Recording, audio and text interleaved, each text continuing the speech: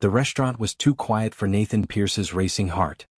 He sat at a corner table, fingers drumming against the white linen tablecloth, his eyes darting between the entrance and his watch.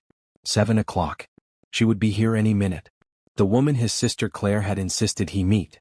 Just one date, Nathan, Claire had pleaded 3 weeks ago, standing in his downtown office with that determined look she got when she wouldn't take no for an answer. You've been alone for 3 years. Ella needs to see her father happy again. Nathan had wanted to argue, to tell his sister that happiness wasn't something you could schedule between board meetings and parent-teacher conferences.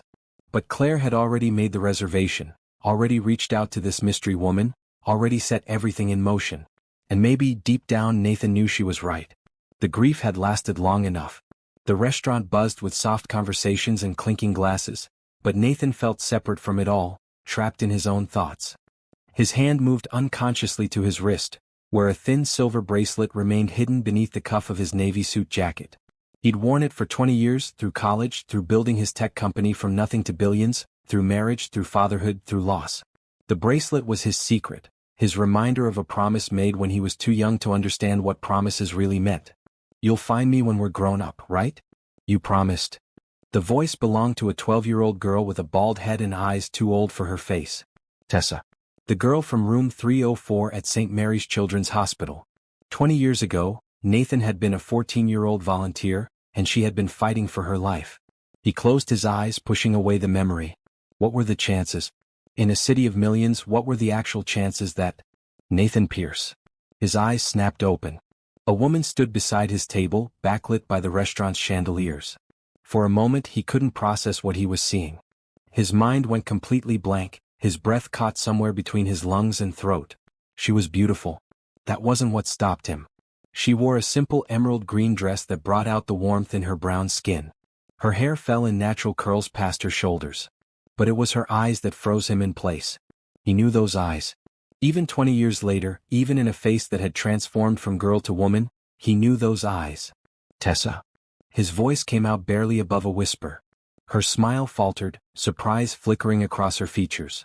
She tilted her head slightly, studying him with an intensity that made his heart hammer against his ribs. Do we? She started, then stopped. Her hand moved to her throat, fingers touching a small silver pendant. Nathan? Nathan Turner? Pierce now, he managed, standing so quickly his chair scraped against the floor. I changed it. For business. But yes. Nathan Turner from St. Mary's Hospital. Have you ever made a promise you thought you'd never have to keep? What if that promise came back 20 years later to change your life forever? Subscribe and comment below if you believe in second chances and promises that survive time. Tessa's eyes widened, and her hand dropped from her necklace to her side. Oh my God. Claire didn't tell me. She said there was someone I needed to meet. My sister Claire? Nathan felt his legs weakening. You know my sister? We work together. Well, not together exactly. She's on the hospital board where I work. We've become friends over the past year. Tessa laughed, a sound that was half joy, half disbelief. She never mentioned.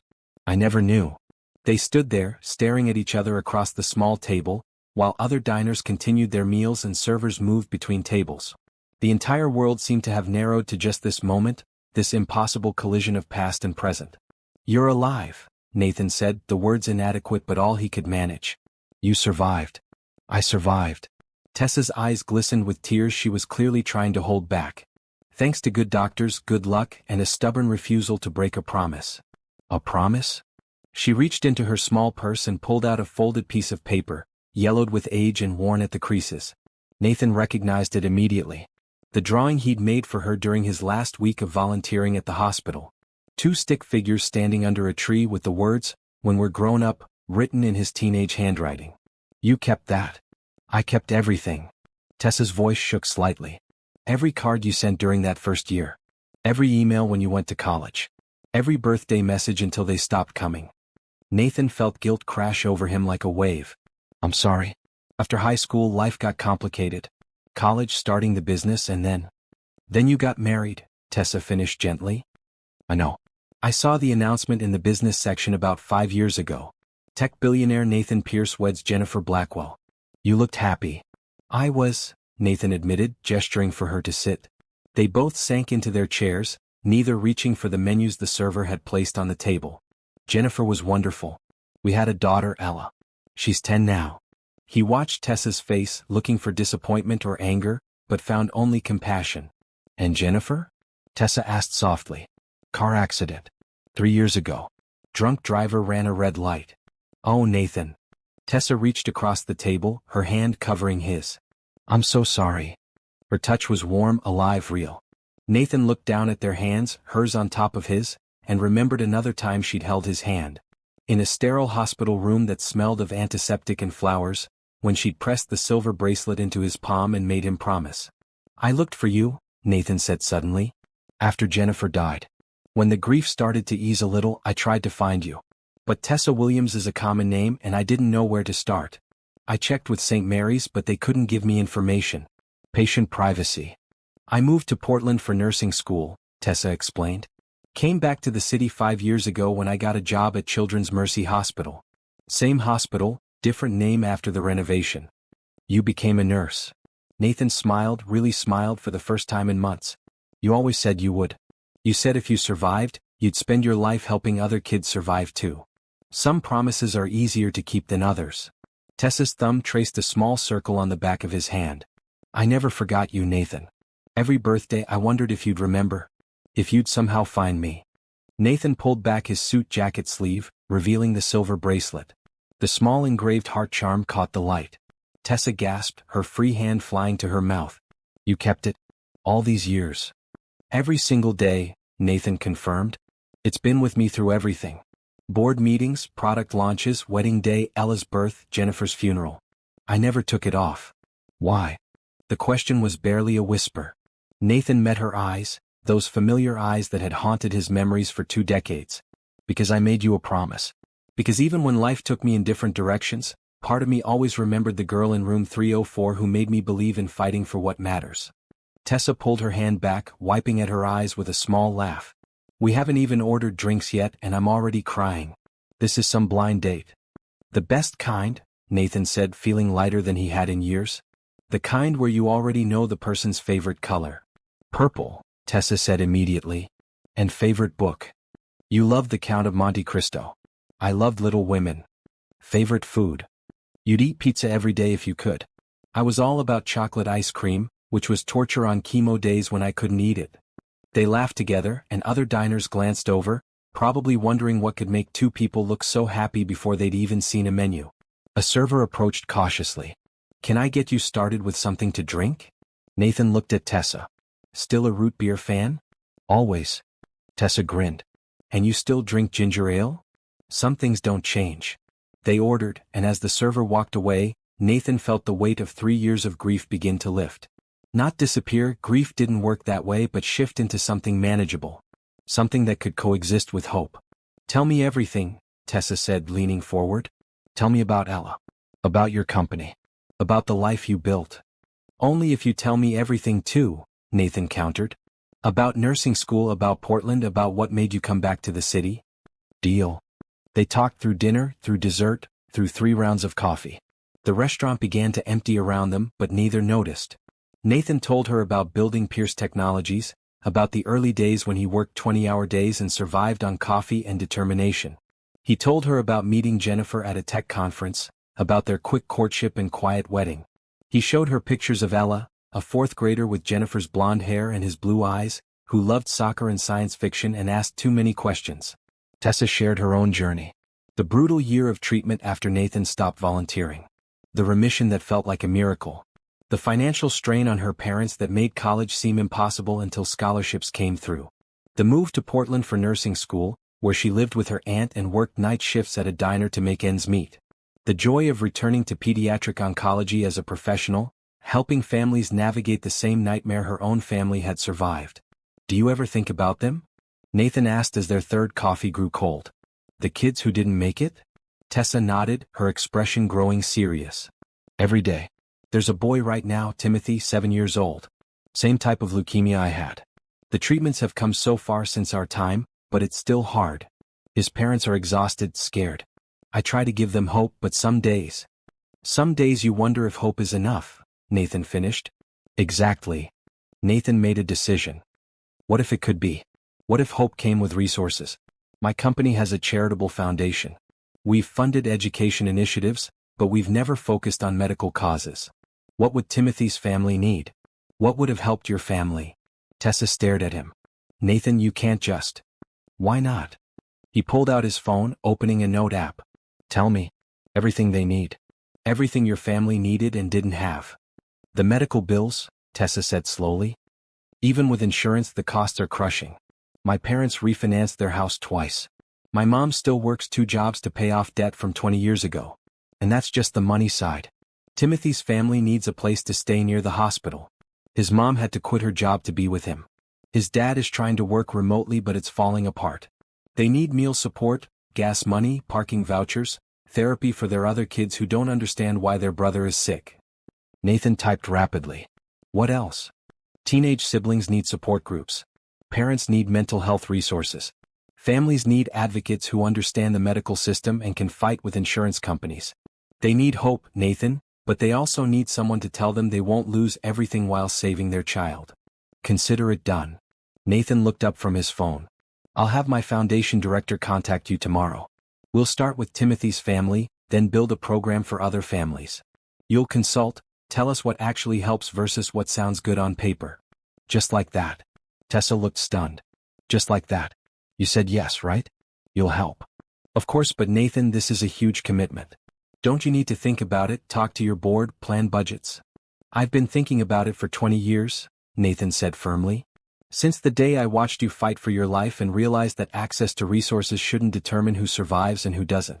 My company made me wealthy beyond anything I imagined. It's time to use that wealth for something that matters. Tessa's eyes filled with tears again. Thank you. On behalf of every family who won't have to choose between treatment and keeping their home, thank you. Nathan reached across the table, taking both her hands in his. Thank you for surviving. For keeping that promise. For becoming exactly the person you said you'd be. The server approached apologetically. I'm so sorry, but we're closing soon. Nathan glanced at his watch and was shocked to see it was nearly midnight. 5 hours. We've been talking for 5 hours. Best first date ever? Tessa said with a smile. They walked out together into the cool spring night. The city was quieter now, late-night traffic sparse compared to rush-hour chaos. Nathan's driver waited by the black car at the curb, but Nathan waved him off. Can I walk you to your car? He asked Tessa. I took the subway. Parking downtown is impossible. Then let me drive you home. Please. I'm not ready for this night to end. Tessa hesitated for just a moment, then nodded. Okay. In the car, they sat close together in the back seat, continuing their conversation in softer tones. Nathan gave the driver Tessa's address, a modest neighborhood about 20 minutes from the restaurant. Tell me about Ella, Tessa said. What's she really like? Not just the proud dad version. Nathan laughed. She's stubborn like her mom. Smart, too smart sometimes.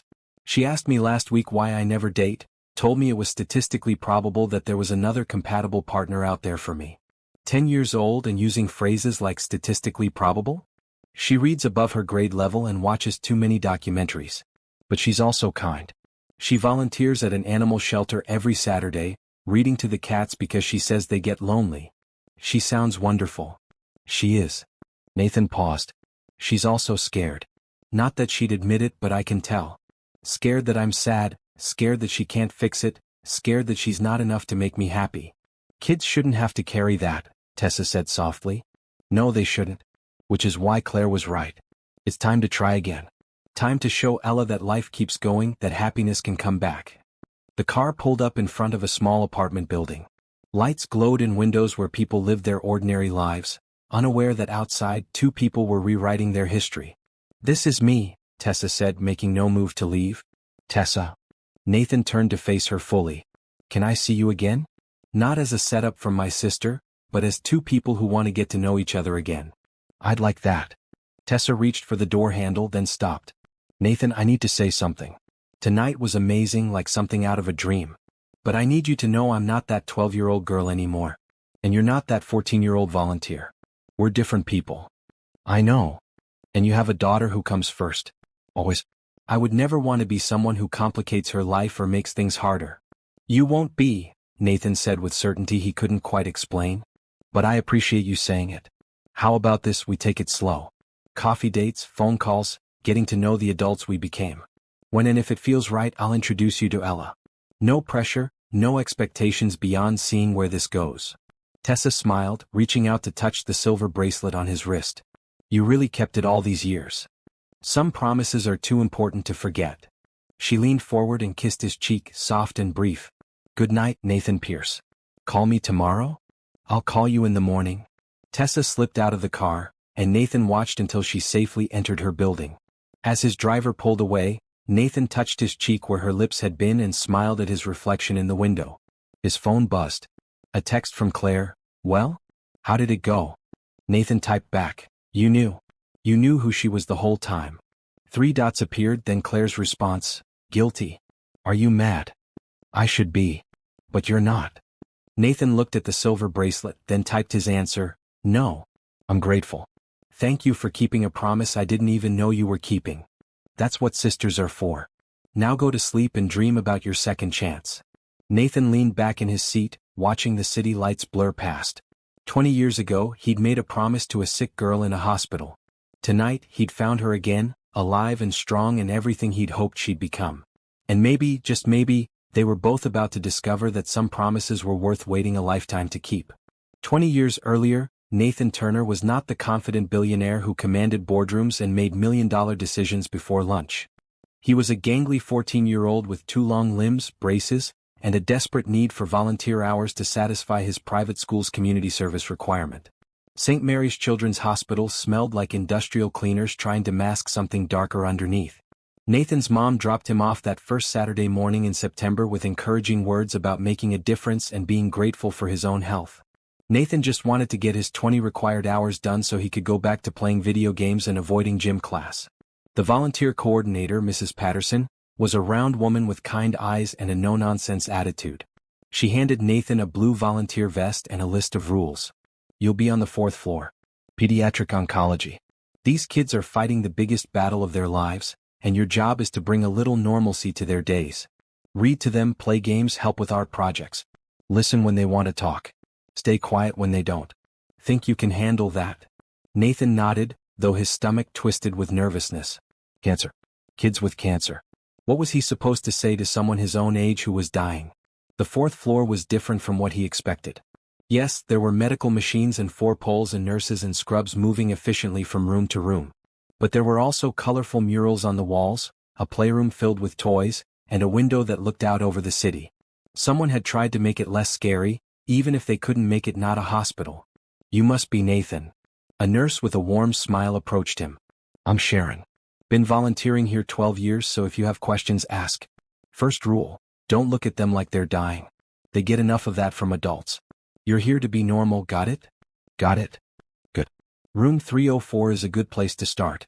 Tessa Williams, 12 years old, acute lymphoblastic leukemia. She's smart as a whip and will probably run circles around you mentally. She doesn't get many visitors her own age. Her parents work double shifts to pay bills, so she's alone a lot. Think you can keep her company? Nathan followed Sharon down the hallway, his sneakers squeaking on the polished floor. Room 304 had a window view and was decorated with get well cards and a poster of the solar system. In the bed, hooked up to N4, sat a girl with no hair and eyes that seemed too big for her thin face. Tessa, this is Nathan. He's going to be volunteering on Saturdays. Nathan, this is Tessa. Play nice, you two. Sharon left them alone, and Nathan stood awkwardly by the door, unsure what to do with his hands. You can come in, Tessa said, her voice scratchy. I don't bite. Well, I might if you're annoying, but I'll warn you first. Nathan managed a laugh and moved to the chair beside her bed. Hi. Hi yourself. So, community service requirement. How did you know? Because that's why most teenage volunteers come here. It's okay. At least you showed up. Some kids sign up and then bail because sick kids are depressing. She said it matter-of-factly without self-pity. That's stupid, Nathan said. You're not depressing. You don't know me yet. Give it time. But she smiled when she said it. They sat in silence for a moment. Nathan noticed a stack of books on her bedside table. You like to read? Love it. Only thing to do around here besides watch daytime TV, and that stuff will rot your brain faster than chemo. Nathan laughed again, surprised. What are you reading now? Just finished The Giver. Have you read it? Yeah, for English class last year. The ending messed me up. Right? Tessa's face lit up. Like, did they make it or did they freeze to death? The ambiguity kills me. They talked about books for the next hour. Nathan discovered Tessa had read everything, devoured stories like they were oxygen. She loved science fiction and fantasy, anything that took her away from her current reality. Nathan found himself relaxing, forgetting this was a hospital, forgetting Tessa was sick. She was just a girl who loved books and had opinions about everything. When I get out of here, Tessa said as their time wound down, I'm going to read a book outside. Like, actually sit under a tree and read. I'm going to feel grass and wind and I'm going to read something happy. Maybe a romance where nobody dies. You will, Nathan said, surprised by the conviction in his own voice. You'll totally do that. You sound pretty sure for someone who just met me. I'm sure. You're a fighter. I can tell. Tessa studied him for a long moment. Come back next week? I'll be here. And he was. Every Saturday for 6 months, Nathan showed up at St. Mary's and spent hours in room 304. He brought books from his own collection, ones he thought Tessa would like. She introduced him to authors he'd never heard of.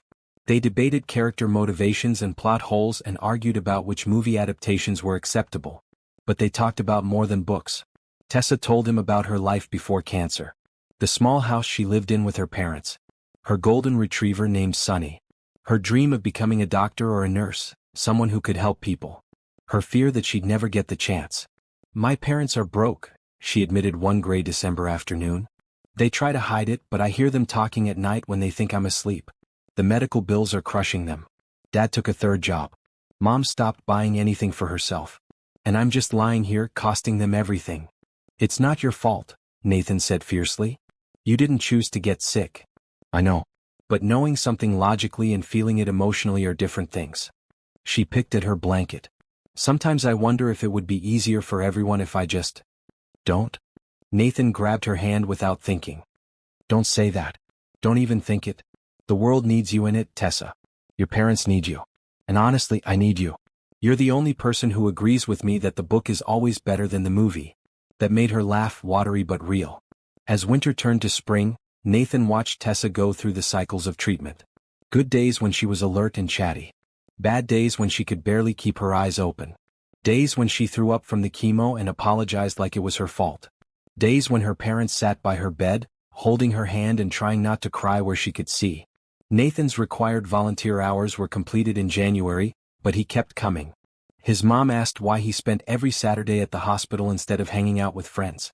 Nathan couldn't explain it. Tessa had become important to him in a way he didn't fully understand. She was his friend, but more than that. She was proof that courage existed in small, quiet moments. That humor could survive in the darkest circumstances. That hope was a choice you made every morning when you opened your eyes. In April, with spring finally breaking through the winter cold, Nathan arrived at the hospital to find Tessa looking different. Stronger somehow. The hollows under her eyes less pronounced. I'm in remission, she said as soon as he walked in. The scans came back yesterday. It's not gone, but it's retreating. Dr. Kumar says if it stays this way for 6 months, my chances go way up. Nathan whooped so loud a nurse poked her head in to check on them. He hugged Tessa carefully, aware of how fragile she still was, and felt her shaking with laughter or tears or both. You did it, he said. You're beating it. We'll see. But yeah, I'm fighting back hard. They celebrated with chocolate pudding cups from the cafeteria and watching a movie on Tessa's laptop. As the afternoon sun slanted through the window, painting everything gold, Tessa turned to Nathan with a serious expression. I want to give you something. She reached into her bedside drawer and pulled out a silver bracelet. It was simple with a single heart charm. I bought this with birthday money last year before I got sick. I want you to have it. Tessa, I can't take. Please. You've given me so much. You kept showing up when you didn't have to. You made this place bearable. You reminded me there's a world outside these walls worth fighting for. She pressed the bracelet into his palm. Promise me something. Anything. Promise me that when we're grown up, you'll find me. I don't know where I'll be or what I'll be doing, but promise you'll look for me. That this isn't just hospital friendship that ends when I get discharged. Nathan looked at the bracelet, then at Tessa's earnest face. I promise. When we're grown up, I'll find you. No matter what. Say it like you mean it. I promise on my life, Tessa Williams. When we're grown up, I will find you again. She smiled, that brilliant smile he'd seen glimpses of through the hard months. Okay, good. Now help me beat this level in my game. The boss is impossible. 2 weeks later, Nathan arrived for his usual Saturday visit to find room 304 empty. His heart stopped until a nurse explained Tessa had been discharged the day before. She was going home, continuing treatment as an outpatient. She was winning her battle. Nathan stood in the empty room, looking at the space where Tessa had fought and laughed and dreamed. He touched the silver bracelet on his wrist and made a silent vow to keep his promise, no matter how long it took. Present day, the morning after the blind date, Nathan woke before sunrise. He lay in bed, staring at his ceiling, half convinced he'd dreamed the entire evening. But the silver bracelet was still on his wrist, and his phone showed a saved contact. Tessa Williams, followed by a heart emoji he'd added at 1 a.m. in a moment of boldness. His bedroom was still dark, the city outside just beginning to stir. In rooms down the hall, his daughter Ella slept peacefully, and their live-in nanny Mrs. Chen had her own suite. Nathan's penthouse apartment took up the entire top floor of the building, with floor-to-ceiling windows that overlooked downtown. It was beautiful, expensive, and often felt too empty. He picked up his phone and typed a message, "Good morning. Please tell me last night really happened." The response came faster than he expected. "It happened. I'm looking at an old drawing of two stick figures under a tree. Still can't quite believe it." Nathan smiled and typed, "Coffee today? I know a place." "Is it the hospital cafeteria? Because that was our place." "It absolutely is not the hospital cafeteria. I'm taking you somewhere with actual good coffee." "Fancy Billionaire coffee?" "The fanciest." "Say yes." 3 dots appeared, disappeared, appeared again. Finally, "Yes. But I work a shift at 3 p.m., so morning? 10 a.m. I'll pick you up." Nathan got out of bed and went through his morning routine with more energy than he'd felt in months. He chose his clothes carefully, a bright red button-down shirt and dark jeans, something casual but put together. The man in the mirror looked younger somehow, like hope had smoothed away some of the grief lines. "Daddy?" Ella's voice came from his doorway. She stood there in her pajamas, blonde hair messy from sleep, clutching her favorite stuffed rabbit. "You're up early. And you're smiling. Come here, kiddo." Nathan opened his arms and Ella crossed the room to hug him. At 10 she was getting too old for this, but she still fit perfectly against his shoulder. "How did you sleep?" "Good. I dreamed about soccer. We won the championship." She pulled back to look at him. "Why are you so happy? Did something good happen?" Nathan considered how much to tell her. They'd always been honest with each other, but this was new territory. "I went on a date last night. Aunt Claire set it up." Ella's eyes went wide. "A date? Like a romantic date?" "Yes, a romantic date. With a very nice woman named Tessa." "Do you like her?" "I do. Actually, I knew her a long time ago when I was just a teenager. We were friends and then we lost touch. Last night was the first time I'd seen her in 20 years. Ella processed this information with the seriousness she applied to everything. "Are you going to see her again?" "I'd like to. If that's okay with you." "Does she make you smile like this?" "She does." Ella nodded slowly. "Then it's okay. You should be happy, Daddy. Mom would want you to be happy." Nathan pulled her close again, overwhelmed by his daughter's wisdom and generosity. "Thank you, Ella. You know you're the most important person in my world, right? Nothing changes that." "I know." She hesitated. "Can I meet her sometime? If you keep seeing her?" "When the time is right, absolutely. But let's not rush anything, okay? We're just getting to know each other again." "Okay." Ella grinned suddenly. "Is she pretty?"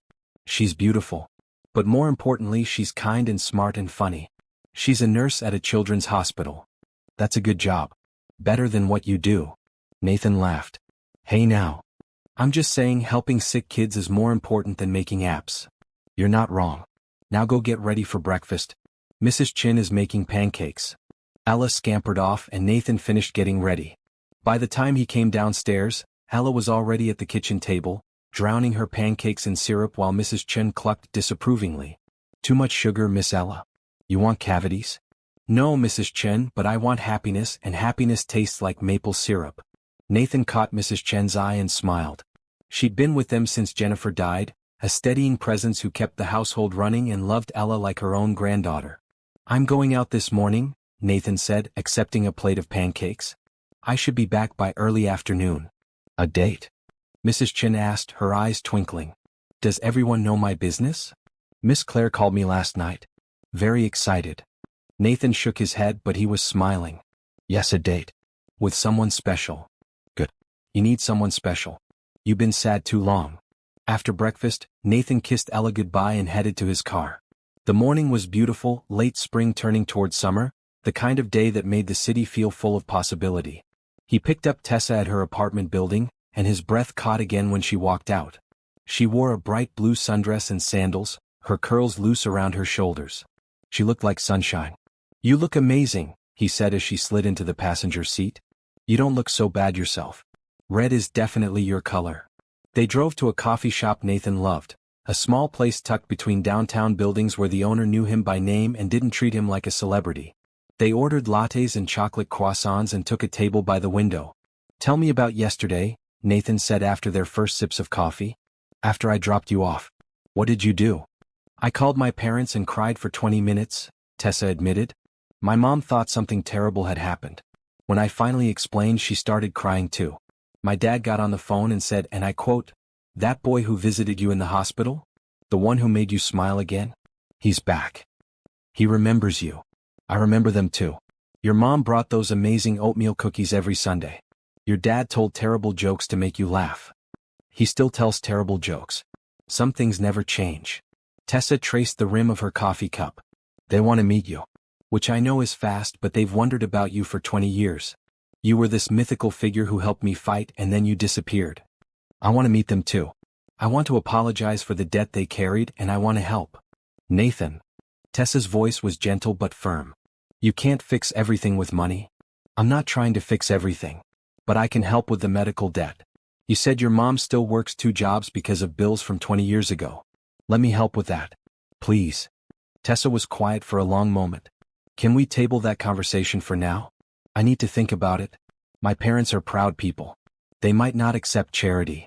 "It's not charity. It's gratitude. You saved my life, Tessa." "I saved your life? You weren't the one who was sick." "No, but I was lost. 14 years old, no real direction, going through the motions. You gave me purpose. You showed me what real courage looked like. Every success I've had, every business decision, every moment of determination, they all trace back to you. To those Saturdays in room 304 when you fought with everything you had and never gave up. You think I'd be where I am without that lesson? You gave me more than I ever gave you." Tessa wiped at her eyes. "You're going to make me cry in this coffee shop and people will think you're breaking up with me instead of..." "Instead of what?" "Instead of whatever this is." She smiled through tears. "What is this, Nathan? Is it just nostalgia? 2 people remembering who they used to be?" Nathan reached across the table, taking her hand. "I don't know yet. I know I haven't felt this alive in 3 years. I know I went to bed last night thinking about you and woke up this morning wanting to see you again. I know that sitting here with you feels right in a way I can't quite explain." "I feel it too," Tessa admitted. "But I'm scared. We're not those kids anymore. You have a whole life, a daughter, a company. I'm a nurse who works long shifts and goes home to an apartment with a cat." "You have a cat?" "Her name is Luna. She's gray and judgmental and perfect. I'd like to meet Luna. And I'd like to keep seeing you if you're willing to take a chance on this. On us." Tessa squeezed his hand. "Okay. Yes. Let's take a chance." They spent the rest of the morning talking, making up for 20 years in a few hours. Tessa told him about Portland, about the aunt who took her in during nursing school, about the friends she'd made and the life she'd built. Nathan told her about the early days of Pierce Technologies, the near bankruptcy in year 3, the breakthrough product that changed everything. He showed her pictures of Ella at various ages, and Tessa cooed over each one. "She looks like her mom," Tessa observed, studying a photo of Ella at her 9th birthday party. "She does. But she has my stubbornness. God help you." At noon they left the coffee shop and walked through a nearby park. Children played on swings, dogs chased tennis balls, couples walked hand in hand. Nathan and Tessa fell into step together naturally, their shoulders occasionally brushing. "Tell me about your work," Nathan said. "Tell me about Timothy, the boy you mentioned last night." Tessa's expression grew serious. "He's 7. Diagnosed 6 months ago. The prognosis is good but the journey is hard. His parents are amazing but they're drowning.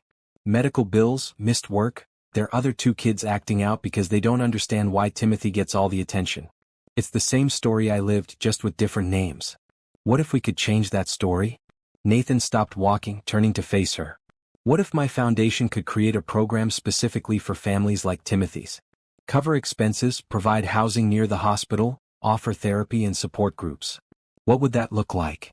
It would look like a dream, Tessa said softly. But Nathan, programs like that cost millions. You'd be committing to something huge. Good. I want to commit to something huge. I want to build something that matters. And I can't think of anyone better to help me build it than you. Me? I'm just a nurse. You're not just anything. You're someone who survived and dedicated your life to helping others survive. You understand what families need because you lived it. Please, Tessa. Say you'll help me with this. Tessa looked at him, really looked at him, seeing past the expensive clothes and billionaire status to the earnest 14-year-old who used to read to her on Saturday afternoons. Okay, she said finally. Yes, I'll help you. But I have conditions. Name them. First, I don't want just my input. I want families' input. Real people who are going through it right now. Second, we do this right. No publicity stunts, no press releases about what a great guy you are. We do it because it's the right thing to do. Third, you let me work. I'm not quitting my job to be some consultant. I stay in the hospital, stay with my patients, and we build this program around real needs. Deal. All of it. What else? That's it for now. But I reserve the right to add more conditions as I think of them. Nathan laughed and took her hand again. They continued walking, talking through ideas for the program. Tessa knew the details, the little things that made a huge difference.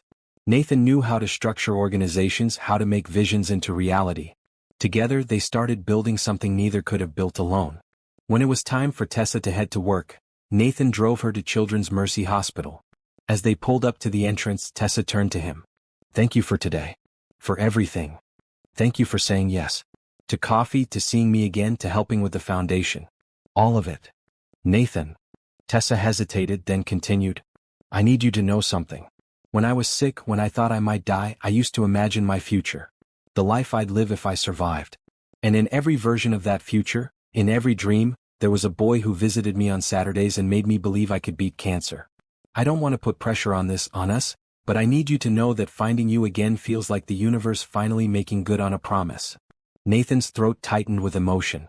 I imagined finding you too. Every year on your birthday, every time I looked at that bracelet, I wondered where you were and if you thought about me. And now you're here, real and alive and everything I hoped you'd be. Tessa leaned over and kissed him, soft and sweet and full of possibility. When she pulled back, she was smiling. Call me tonight? Absolutely.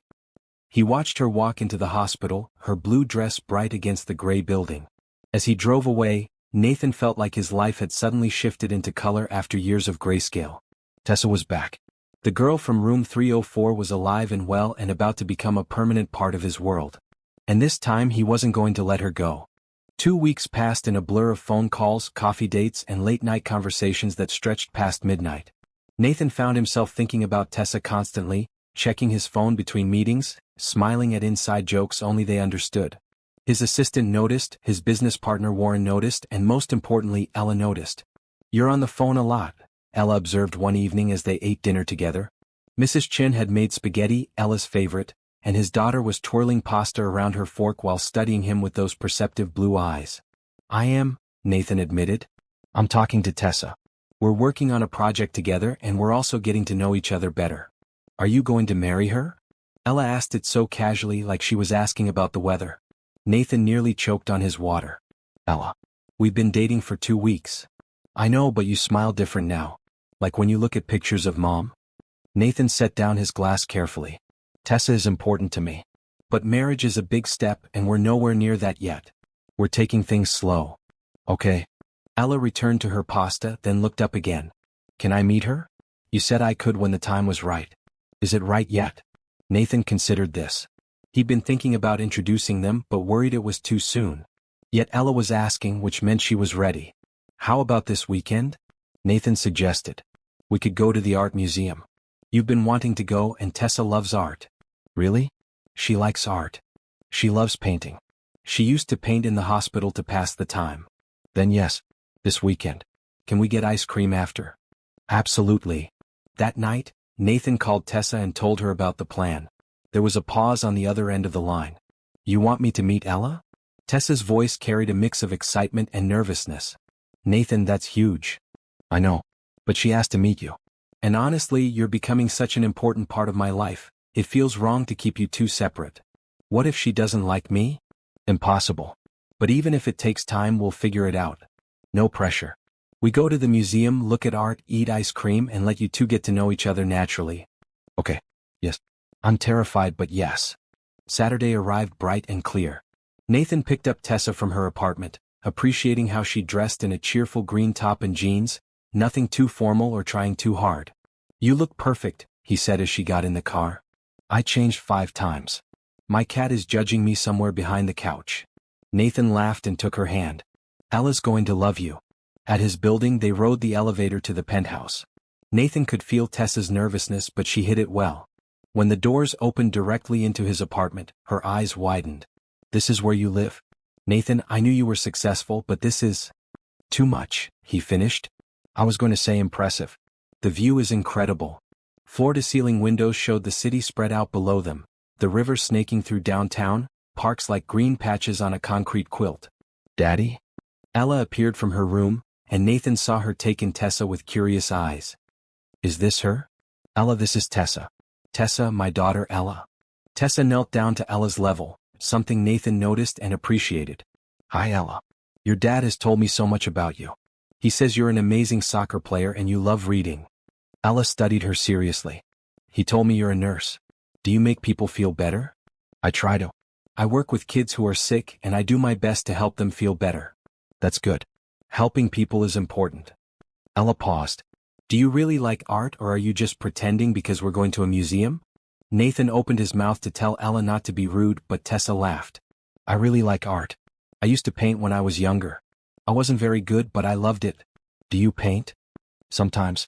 I'm okay at it. I like doing landscapes. Me too. Landscapes are my favorite. Ella's expression softened slightly. Okay. We can go now. At the museum, Nathan watched as Tessa and Ella slowly warmed to each other. Tessa didn't try too hard, didn't force conversation or pretend to be Ella's best friend. She treated Ella with respect, asked genuine questions and listened to the answers. In the Impressionist gallery, Ella stopped in front of a Monet painting. This one's my favorite. I like how the colors blur together. I love Monet too, Tessa said, standing beside her. When I was in the hospital, I had a poster of water lilies in my room. I used to stare at it and imagine I was there by the pond instead of in a hospital bed. Ella looked up at her. You were in the hospital? As a kid. Tessa nodded. I was really sick, but I got better. And that's why I became a nurse, so I could help other kids get better too. Did my dad visit you? When you were sick? He did. Every Saturday for months. He read to me and brought me books and made me laugh. Your dad was a really good friend when I needed one. Ella processed this, then slipped her hand into Tessa's. I'm glad you got better. Nathan felt his eyes water and turned away to study a painting he'd seen a dozen times, giving them their moment. They spent 2 hours at the museum, then went for ice cream as promised. Nathan got mint chocolate chip, Tessa got strawberry, and Ella got something called Rainbow Explosion that was every color possible. This is the best ice cream, Ella declared, her face already stained with multiple colors. It's definitely the most colorful, Tessa agreed, laughing as Ella got ice cream on her nose. When they dropped Tessa off at her apartment that evening, Ella gave her an unexpected hug. Can you come over again? Ella asked. We could paint together. Dad's terrible at it, but you're probably good. I'd love that, Tessa said, hugging her back. Thank you for letting me spend the day with you guys. In the car on the way home, Ella was quiet for a while. Then she said, I like her, Daddy. She's nice. And she makes you smile. She makes me very happy. Good. You deserve to be happy. Nathan reached over and ruffled her hair. So do you, kiddo? Are you happy? Yeah, I think I am. It was nice today. Like having a family again. That night, after Ella was in bed, Nathan called Tessa. Thank you for today, he said. You were wonderful with her. She's an amazing kid, Nathan. So smart and thoughtful. You're doing a great job. I'm trying. It's hard being both mom and dad. You're not alone anymore, Tessa said softly. I mean, if you want, I'm here. For both of you. Nathan felt his chest tighten with emotion. I want that. Very much. They talked for another hour, making plans for the foundation project. Tessa had met with Timothy's parents and compiled a list of needs. Nathan had his foundation director drafting proposals. They were building something real, something that would help families like Tessa's had been. Can I ask you something? Tessa said as their conversation wound down. Anything. Are you scared? Of us. Of this moving fast. Nathan was quiet for a moment, considering. Sometimes. I'm scared of messing this up, of hurting you or Ella or myself. But I'm more scared of not trying. You came back into my life, Tessa. After 20 years you're here. That feels like fate or destiny or whatever you want to call it. And I don't want to waste it. Me neither. I'm scared too. But I'm also excited. Is that okay? To be both. It's perfect. We'll be scared and excited together. Over the next few weeks, Tessa became a regular presence in their lives. She came over for dinner twice a week. She and Ella painted together, creating colorful landscapes that Mrs. Chin hung proudly on the refrigerator. She attended one of Ella's soccer games and cheered louder than anyone else in the stands. One evening, as Nathan and Tessa sat on his balcony while Ella did homework inside, Warren dropped by unexpectedly. Nathan's business partner and best friend took one look at them together and grinned. "So this is the famous Tessa," Warren said, shaking her hand. "Nathan talks about you constantly." "He does." Tessa looked at Nathan, who shrugged sheepishly. "Warren, what are you doing here?" "Board meeting notes." "But I see you're busy." Warren's expression turned serious. "Actually, I wanted to talk to you both about something. This foundation project you're building, it's getting attention. Good attention. The staff are excited about it, the board wants to know more. This could be big, Nathan." "It should be big," Nathan said. "Kids are dying because their families can't afford treatment. That's unacceptable." "Agreed. Which is why I want to personally donate $1 million to get it started." Warren looked at Tessa. "Your story, what you survived, it's powerful. Would you be willing to be the face of this? Not in an exploitative way, but to help other families know they're not alone." Tessa looked overwhelmed. "I don't know. That's a lot of attention." "Think about it," Warren said. "No pressure. But we could help a lot of people if we do this right." After Warren left, Tessa was quiet. Nathan took her hand. "You don't have to do anything you're not comfortable with," he assured her. "I know. But he's right. My story could help people. And isn't that the whole point? To help. Only if you want to. Your privacy matters too." Tessa looked out at the city lights, thinking. "I'll do it. But only if we do it right. Real stories, real families, no sugarcoating how hard it is. Deal." Later that night, after Tessa had gone home and Ella was asleep, Nathan stood in his daughter's doorway, watching her breathe softly. 3 years ago, he'd thought his chance at happiness was gone. He'd loved Jennifer with everything he had, and losing her had broken something fundamental inside him. But Tessa was teaching him that the heart could heal. Not forget, never forget, but heal enough to love again. To build something new while honoring what came before. His phone buzzed with a text from Tessa. "Thank you for today. For Ella. For everything. Sweet dreams." Nathan smiled and replied, "Thank you for taking a chance on us. Sweet dreams, Tessa." As he got ready for bed, Nathan looked at the silver bracelet on his wrist and thought about 14-year-old Nathan making a promise to a sick girl. That boy could never have imagined this. That the promise would come true. That the girl would survive and become this incredible woman. That they'd find their way back to each other across 20 years and build something beautiful. Some promises were worth keeping forever. And some people were worth waiting a lifetime to find. 3 months into their relationship, Nathan took Tessa to meet her parents. She'd been putting it off, nervous about mixing her two worlds, but her mom had finally put her foot down. "Bring him for Sunday dinner," Rita Williams had demanded over the phone. "We want to meet the man who has our daughter smiling like a teenager again." So on a warm Sunday afternoon in late summer, Nathan drove them to the modest neighborhood where Tessa had grown up. The houses were small but well-maintained, with gardens and front porches where neighbors waved to each other. "That's it," Tessa pointed to a yellow house with white trim. "The one with the rose bushes." Nathan parked on the street and turned off the engine. "You ready for this? Are you? My parents can be intense." "I'm ready. Though I should warn you, I'm planning to offer to pay off their medical debt. I know you said to wait, but Tessa, it's been 3 months. I want to help your family." Tessa was quiet for a moment. "Okay. But if they say no, you respect that." "I will. I promise." They walked up the path to the front door, which opened before they could knock. Rita Williams stood there, a woman in her 50s with the same warm brown skin and kind eyes as her daughter. She pulled Tessa into a hug, then turned to Nathan. "So you're the boy from the hospital. All grown up?" "Yes, ma'am." "It's wonderful to see you again, Mrs. Williams. Call me Rita. And get in here, both of you. Thomas is in the kitchen pretending he knows how to make gravy." The house smelled like roast chicken and fresh bread. It was cozy, filled with pictures and memories. Nathan noticed photos of Tessa throughout her life, including several from her hospital days. One photo showed a bald Tessa smiling next to a teenage Nathan, both of them holding up books. "I remember that day," Nathan said softly. "You just finished The Giver. We were arguing about the ending." "We took that right before you left for college," Rita said, coming to stand beside him. "You have no idea what you meant to our family. When Tessa was at her lowest, when we thought we might lose her, you gave her something to look forward to. Those Saturday visits kept her fighting." Thomas Williams emerged from the kitchen, a tall man with graying hair and a warm handshake. "Nathan Turner. Or Pierce now, I hear. Building tech empires and keeping promises. That's impressive." They sat down to dinner and Nathan found himself relaxing. The Williams family was warm and genuine, asking him questions about his life and his daughter. They wanted to know about Ella, about his company, about his plans with Tessa. "We're taking things one day at a time," Tessa said, smiling at Nathan across the table. "But it feels right. Like we're building something real." "Good," Thomas said. "You both deserve happiness. God knows you've both seen enough hard times." After dinner, as Rita brought out apple pie, Nathan decided it was time. His heart hammered, but he pushed forward. "Mr. and Mrs. Williams, I need to talk to you about something. Tessa told me about the medical debt you're still carrying from her treatment. 20 years later, and you're both still working extra jobs to pay it off." The room went quiet. Rita and Thomas exchanged a glance. "That's our burden to carry," Thomas said carefully. "We chose to do whatever it took to save our daughter.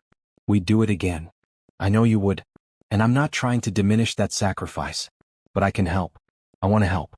Please let me pay off your debt." "Nathan, that's too much," Rita protested. "We can't accept." "Why not?" Nathan leaned forward, his voice passionate. "Your daughter saved my life. She gave me purpose when I had none. Every success I've had traces back to those Saturdays in room 304 when Tessa taught me what real courage looked like. This isn't charity. It's gratitude. It's me trying to repay a debt I can never fully repay." "That's a lot of money," Thomas said quietly. "The debt is in the hundreds of thousands." "I know. And to me that's a rounding error on a quarterly report. But to you it's years of your lives. It's missed opportunities and extra jobs and constant stress. Please, let me do this. Let me help the people who raised the woman I'm falling in love with." Tessa's eyes went wide at his words, but Nathan kept his focus on her parents. Rita was crying now, quiet tears sliding down her cheeks. "You're sure? You really want to do this?" "More than anything." Thomas cleared his throat roughly. "Then we accept. With gratitude. Thank you, Nathan. Thank you for giving us our lives back." Nathan felt relief wash over him. "Thank you for trusting me. I'll have my financial team reach out this week to get everything handled." Rita stood up and came around the table to hug him. "You're a good man, Nathan Pierce. A good man with a good heart. Take care of our daughter." "I will. I promise." Later, as Nathan and Tessa drove back to her apartment, she was quiet. He glanced over worried. "Are you okay? Was that too much? You said you're falling in love with me." Tessa's voice was soft, wondering. Nathan's hands tightened on the steering wheel.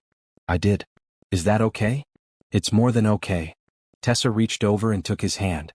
"Because I'm falling in love with you too. Maybe I have been since I was 12 years old and you showed up in room 304 with that nervous smile." Nathan pulled the car over to the side of the road, not caring that they were still blocks from her apartment. He turned to her, cupping her face in his hands. "Say it again. I'm falling in love with you, Nathan Pierce." He kissed her, pouring everything he felt into it. All the years of wondering, all the hope he'd carried, all the joy of finding her again. When they broke apart, both were breathing hard. "I love you," Nathan said clearly. "Not falling, not maybe. I love you, Tessa Williams. I think I've loved you since I was 14 years old and didn't know what love meant." "I love you too." Tessa laughed through happy tears. "This is crazy. 3 months ago I didn't even know you were alive, and now I can't imagine my life without you." "Then don't. Don't imagine a life without me. Because I'm not going anywhere." They sat there in the car holding each other as the city moved around them. Eventually Nathan drove her home, but he didn't want to leave. They stood outside her apartment building, reluctant to part. "Come upstairs," Tessa said suddenly. "I want you to see my place. Meet Luna. Stay a while longer." Nathan followed her up 3 flights of stairs to a small apartment that was pure Tessa. Plants on every surface, books overflowing the shelves, art on the walls. A gray cat watched them from the couch with suspicious yellow eyes. "Luna, be nice.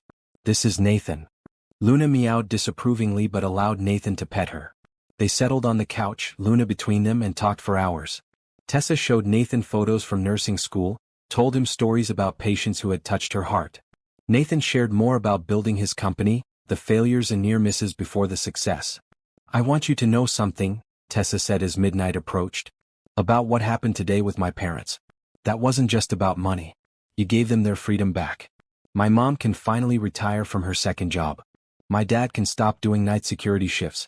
They can actually enjoy their lives instead of just surviving. You did that. We did that. You brought me back into their lives. But you chose to help. You didn't have to. Of course I did. They're your family, which makes them important to me. Tessa kissed him softly. Thank you. For everything. For being the boy who kept his promise and the man who exceeds every hope I had. Nathan stayed until almost 2 in the morning, only leaving because Tessa had an early shift at the hospital. As he drove home through empty streets, he felt lighter than he had in years. The next day, he called his financial team and set everything in motion to pay off the Williams family debt. He also increased the foundation's initial budget, allocating funds specifically for helping families with medical expenses. That evening, Ella asked him why he was so happy. I told Tessa I love her, Nathan admitted. And she said it back. Ella grinned. Good. When are you going to marry her? Ella, we just said I love you. So, you love her. She loves you. I like her. What are you waiting for? Nathan laughed and pulled his daughter into a hug. Patience, kiddo. These things take time.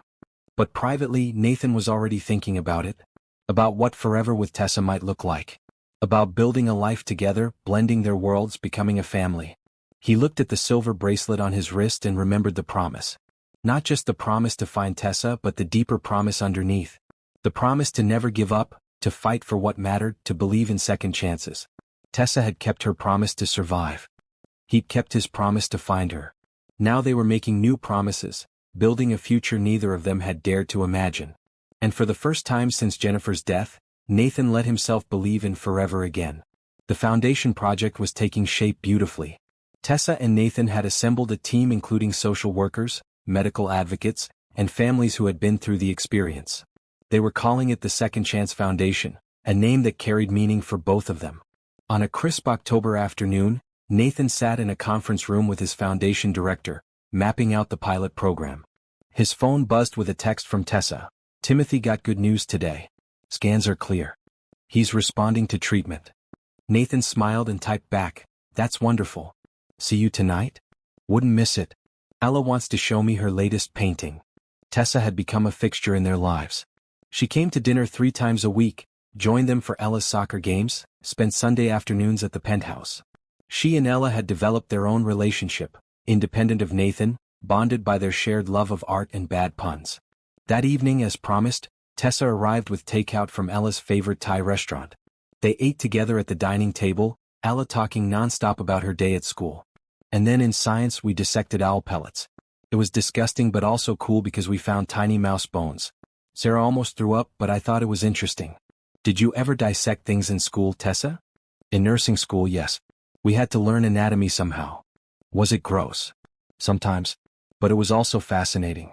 The human body is incredible when you understand how it all works together. After dinner, Ella pulled out her latest painting. It was a landscape, trees and mountains and a bright blue sky. But in the foreground she'd added 3 figures, a tall man, a woman and a child all holding hands. This is us, Ella said simply. Our family. Nathan felt his throat tighten. He glanced at Tessa, who had tears in her eyes. It's beautiful, Ella, Tessa said softly. Can I keep it? Really? You want it? I'd love to hang it in my apartment. That way I can look at it every day and remember I have people who love me. Ella beamed and threw her arms around Tessa. I love you, Tessa. You're like my second mom. Tessa hugged her back and Nathan saw her wiping tears. I love you too, sweetie. So much. Later, after Ella had gone to bed, Nathan and Tessa sat on the balcony, wrapped in a blanket against the cool night air. She called me her second mom, Tessa said, wonder in her voice. Nathan, she called me her second mom. How does that make you feel? Terrified. Honored. Happy. All of it at once. I never thought. I mean, I knew we were getting close, but I didn't realize she felt that way. Nathan pulled her closer. Ella has a way of knowing what she feels and saying it. No filter, no holding back. She loves you, Tessa. Not because she's forgotten Jennifer, but because you've made room in our lives for love again. I would never try to replace Jennifer. I know. And Ella knows that too. But you're becoming your own important person in her life. And in mine. They sat in comfortable silence, watching the city lights below. I want to ask you something, Nathan said after a while. And you can say no, take time to think about it, whatever you need. Okay. Now I'm nervous. Don't be. It's just. Thanksgiving is in a few weeks. My family always does a big dinner. My sister Claire, her husband and kids, my parents flying in from Florida. I'd like you to come. Meet everyone officially as my girlfriend. Tessa turned to look at him. You want me to meet your parents? I do. They already know about you.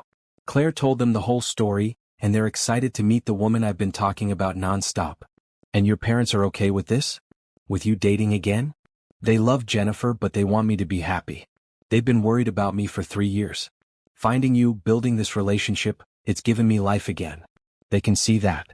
Tessa nodded slowly. Okay. Yes. I'll come to Thanksgiving.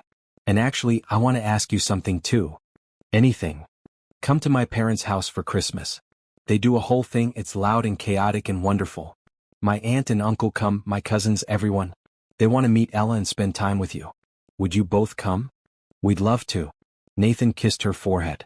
Look at us, planning holidays together like a real couple. We are a real couple.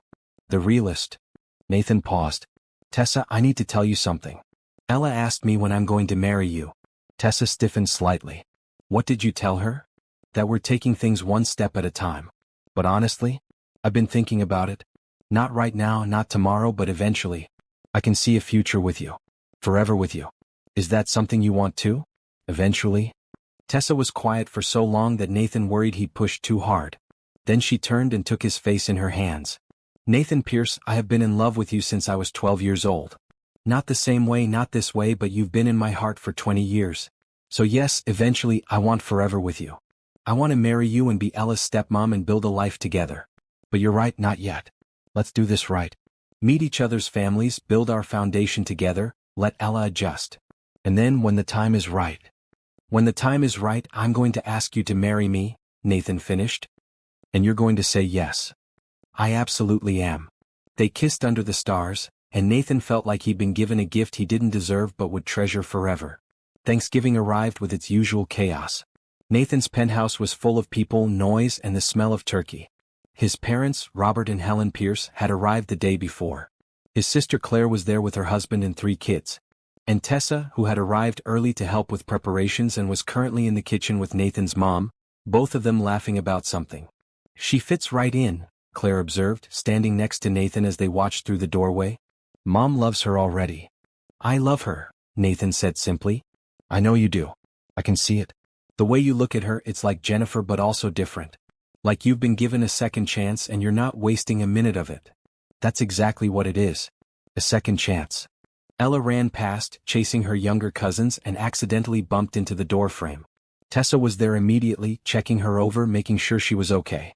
Ella giggled and hugged her before running off again. She's good with kids, Claire noted. She's good with everyone. Patients love her, parents trust her, my daughter adores her. I won the lottery when you set up that blind date. Don't you forget it. I expect to be maid of honor when you finally propose. Deal. Dinner was loud and wonderful.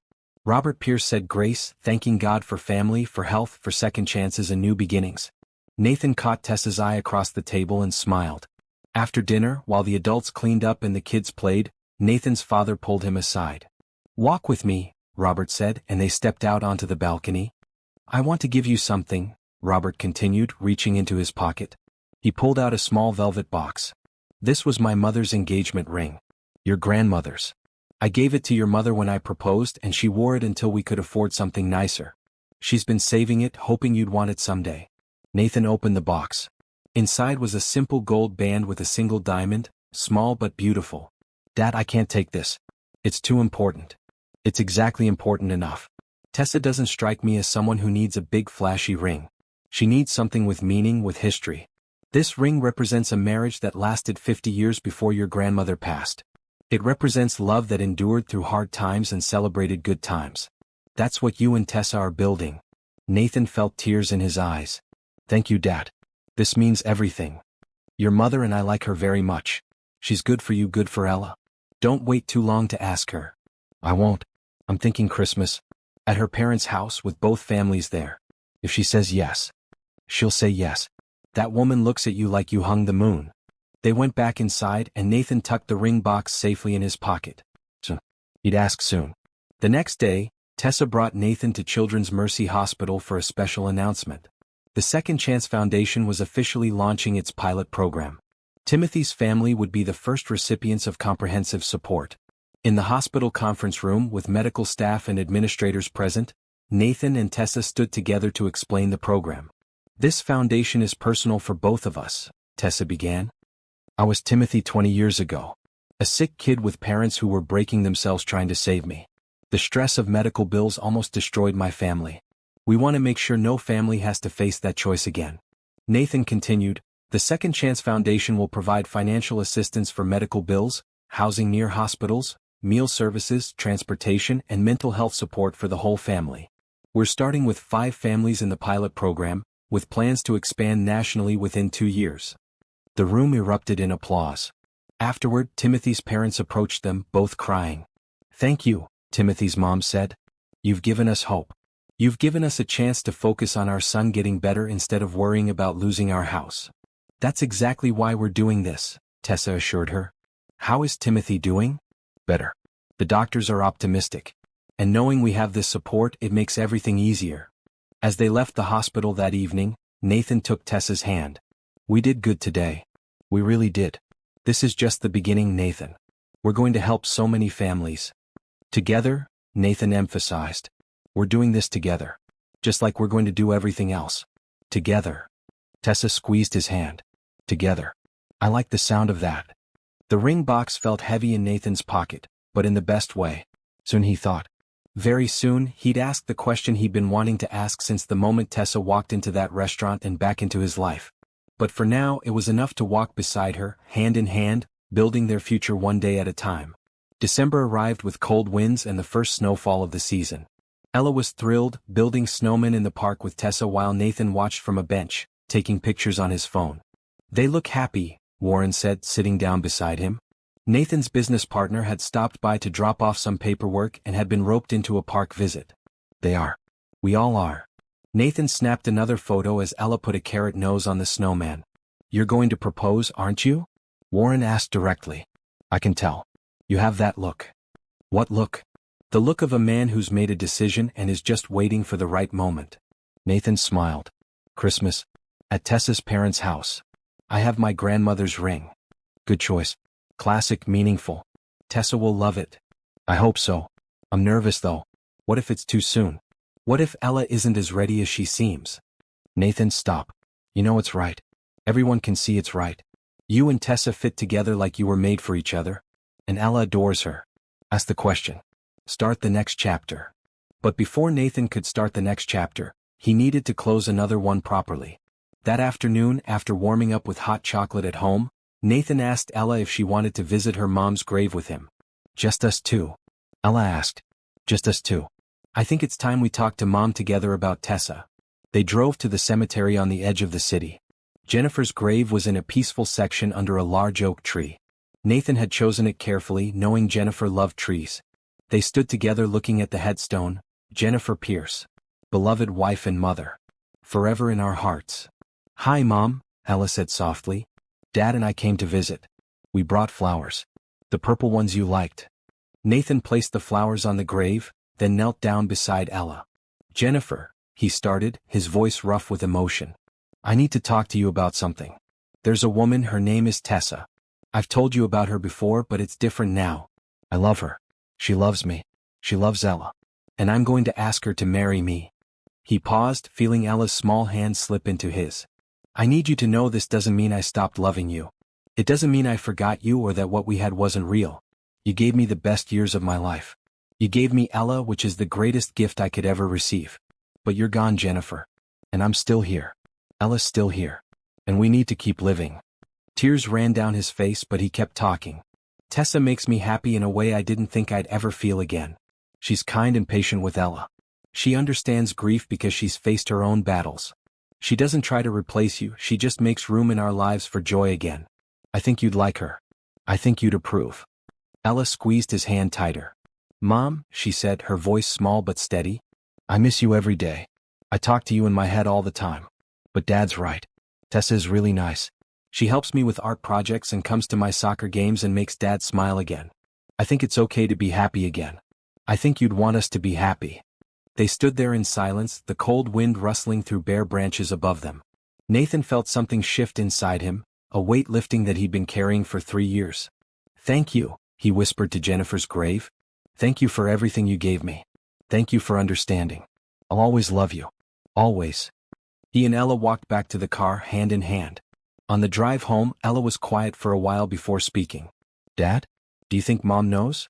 About Tessa? I think if there's anything after this life, then yes, she knows. And I think she's happy we found someone who loves us. I think so too. Mom always wanted you to be happy. She told me that once when she was helping me with homework. She said your happiness was her favorite thing. Nathan had to pull over because he was crying too hard to drive safely. He and Ella held each other in the car, grieving and healing and accepting all at once. That evening, Tessa came over for dinner as usual.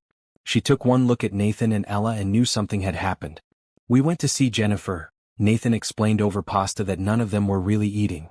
We told her about you. About us. Tessa reached across the table, taking both their hands. Thank you for including me in that. I know it wasn't easy. It was necessary, Nathan said. I needed to honor what I had with Jennifer before I could fully embrace what I have with you. Does that make sense? Perfect sense. Is love something you have to let go of to find again?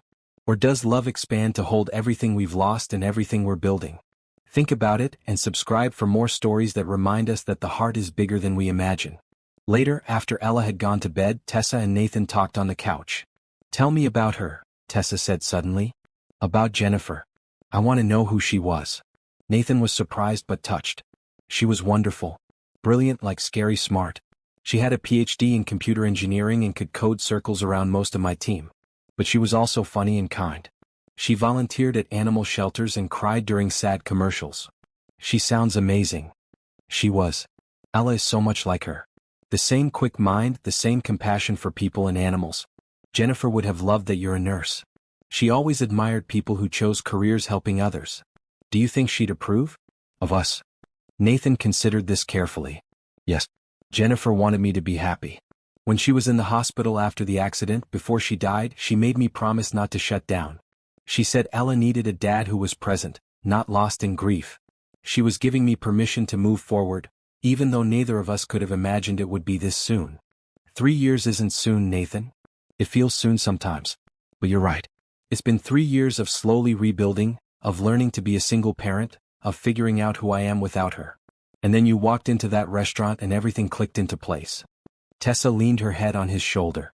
I'm so grateful Claire set up that blind date. Me too. Best blind date in history. They sat quietly for a while before Tessa spoke again. Nathan? I need to tell you something. His heart skipped. Okay. I've been holding back a little. Not with my feelings, those are real and strong. But with planning for the future. Because I'm so aware of Jennifer and what you lost. I didn't want to push too hard or move too fast or seem like I was trying to erase her memory. Tessa? Let me finish. But today, hearing that you went to her grave and talked to her about us, it made me realize I don't have to hold back. You've made space in your heart for me while still honoring what you had with her. That's beautiful, Nathan. And it makes me love you even more. Nathan pulled her close. I want you to know you're not a replacement. You're not second choice. You're a second chance at happiness, which is completely different. I love you for who you are, not for filling a gap Jennifer left. Thank you for saying that. It's the truth. Nathan hesitated, then decided to go for it. Tessa, I want to marry you. Not someday, not eventually. So, I want to wake up next to you every morning. I want to build our foundation together as husband and wife. I want Ella to officially have you as her stepmom. Is that what you want too? Yes, Tessa said without hesitation. That's exactly what I want. Then get ready. Because it's coming soon. Nathan kissed her, pouring all his love and hope and dreams into it. Over the next few weeks as Christmas approached, Nathan felt lighter than he had in years.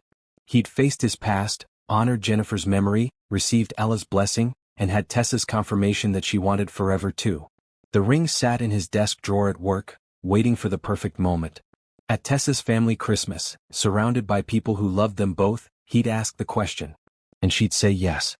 He was sure of it. Christmas Eve arrived wrapped in fresh snow and possibility. Nathan, Ella, and Mrs. Chin drove across town to the Williams family home, the car filled with wrapped presents and nervous excitement. "Are you okay, Daddy?" Ella asked from the back seat. "You keep fidgeting." "I'm fine, sweetie." "Are you going to propose to Tessa today?" Nathan's eyes went wide.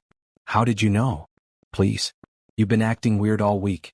Plus, I saw you looking at ring boxes online." "I'm not blind."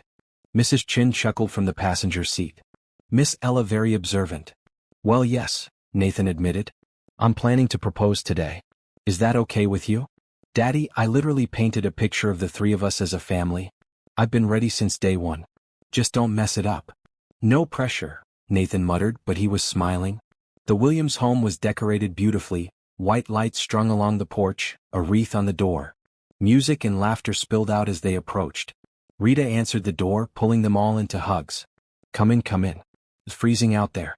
Tessa's in the kitchen, and Thomas is attempting to fix the oven. The house was full of people. Tessa's aunt and uncle had driven in from upstate. Her cousins and their children filled every available space. It was chaotic and warm and everything Christmas should be. Nathan found Tessa in the kitchen, wearing a bright red sweater and flour in her hair.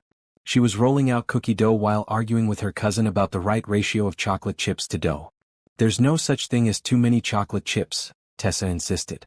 "There absolutely is," her cousin Lauren countered. "It becomes chocolate with cookie accent instead of the other way around."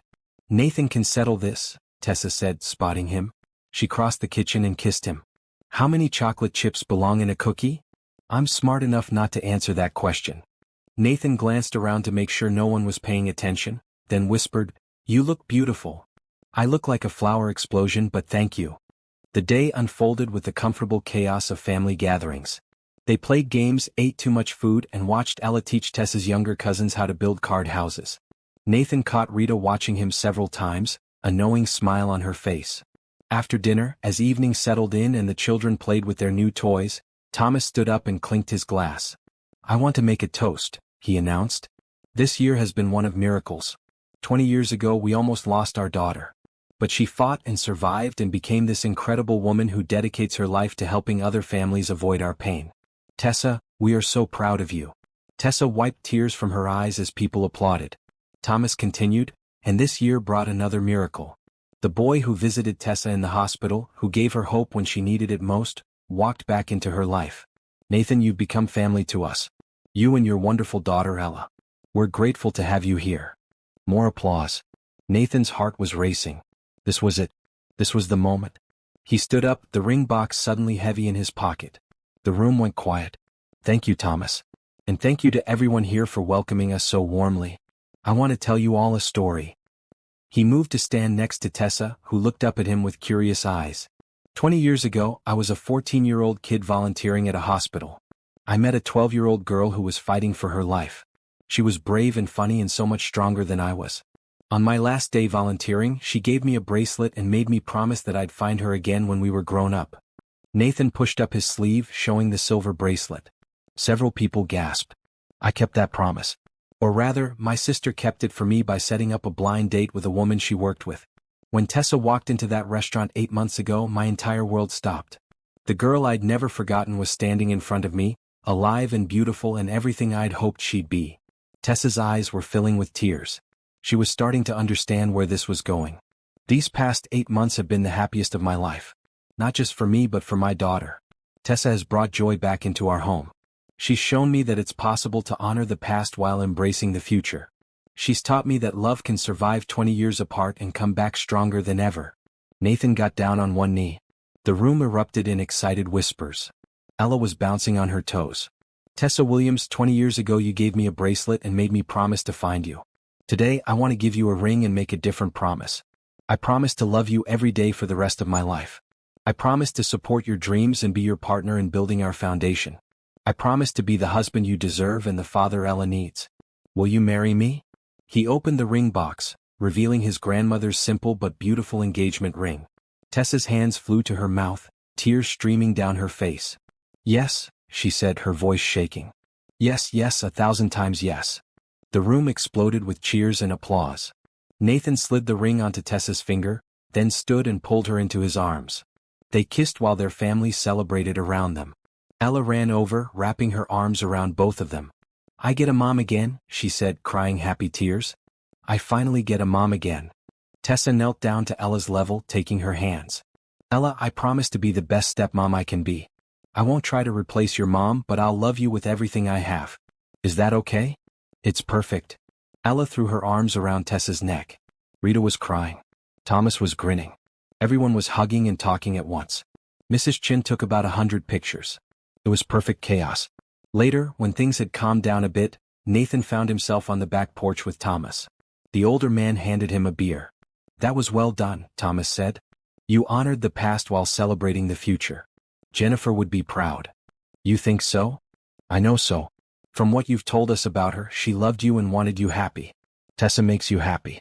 That's what matters. They stood in comfortable silence, watching snowflakes drift down through the porch light. You know, Thomas continued, when Tessa was sick, I used to pray for two things. First, that she'd survive.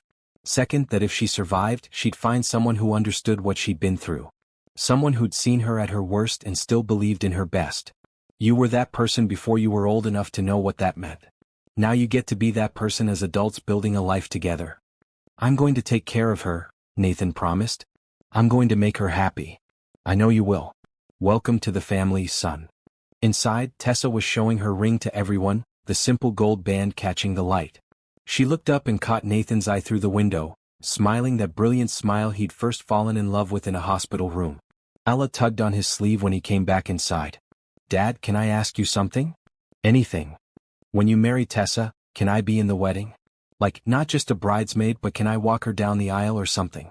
Because she's becoming my mom too, so I should be part of it. Nathan's throat tightened. That's a beautiful idea. Let's ask Tessa. They found Tessa in the kitchen stealing a cookie. When Ella explained her idea, Tessa started crying again.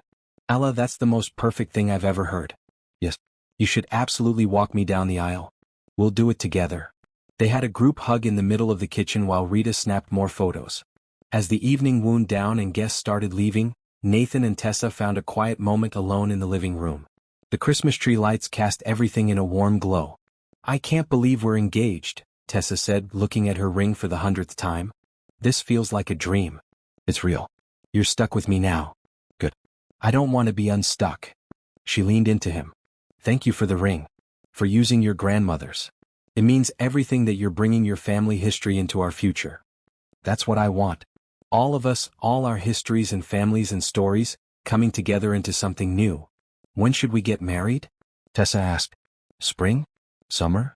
How about spring? April or May?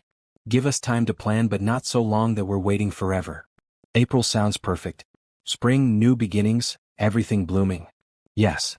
They sealed it with a kiss, and Nathan felt like every piece of his life was finally falling into place. The grief would always be there, a part of him, but it no longer defined him.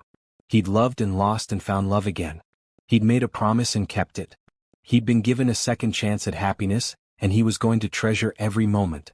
Ella appeared in the doorway, half asleep. Can we go home now? I'm tired. Of course, kiddo. Let's get you home. As they said their goodbyes, Rita pulled Nathan aside. Thank you for making my daughter so happy. Thank you for being the man who kept his promise. Thank you for raising such an incredible woman. In the car on the way home, Ella fell asleep almost immediately.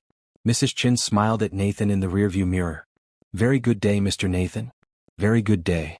The best, Nathan agreed, looking at the ring on Tessa's finger as she dozed against his shoulder. His phone buzzed with a text from Claire. I saw the photos. You're engaged. Told you that blind date was a good idea. Nathan smiled and typed back, best idea you ever had. Thank you, Claire. For everything. You're welcome.